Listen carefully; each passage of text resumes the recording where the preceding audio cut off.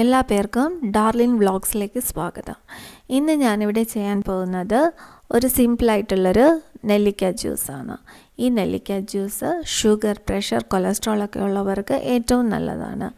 ഈ നെല്ലിക്ക ആദ്യം നമുക്ക് ചെറുതായിട്ടൊന്ന് കട്ട് ചെയ്യാം.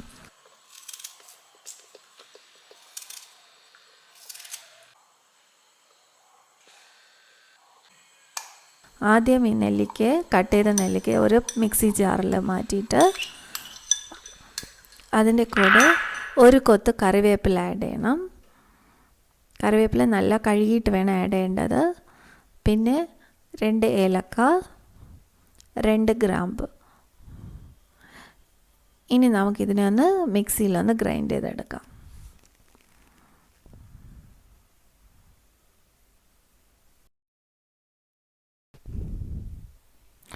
ഇനി നമുക്കിതിൽ കുറച്ച് വെള്ളം ആഡ് ചെയ്യാം.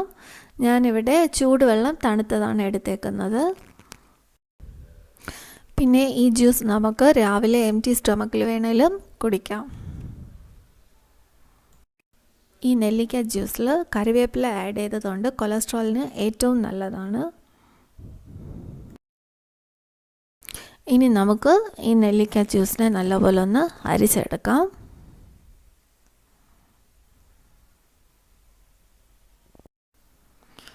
ഈ ജ്യൂസ് ഷുഗർ, പ്രഷർ, കൊളസ്ട്രോൾ ഇവയൊന്നും ഇല്ലാത്തവർക്കും ഈ ജ്യൂസ് കുടിക്കാം. ഈ ജ്യൂസിന് നല്ലൊരു പ്രതിരോധ ശക്തിയുണ്ട്. ഇത് കുടിക്കുമ്പോൾ നല്ല ഇമ്മ്യൂൺ പവർ കിട്ടും. ഇത് ഏറ്റവും നല്ലൊരു ഹെൽത്തി ആയിട്ടുള്ള ജ്യൂസാണ്. എല്ലാവരും ഈ ജ്യൂസ് ഒന്ന് ട്രൈ ചെയ്ത് നോക്കണം.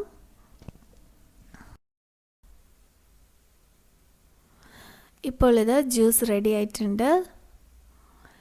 ഈ വീഡിയോ ഇഷ്ടപ്പെട്ടാൽ എല്ലാവരും ഷെയർ ചെയ്യണം, ലൈക്ക് ചെയ്യണം, സബ്സ്ക്രൈബ് ചെയ്യണം. Okay, by.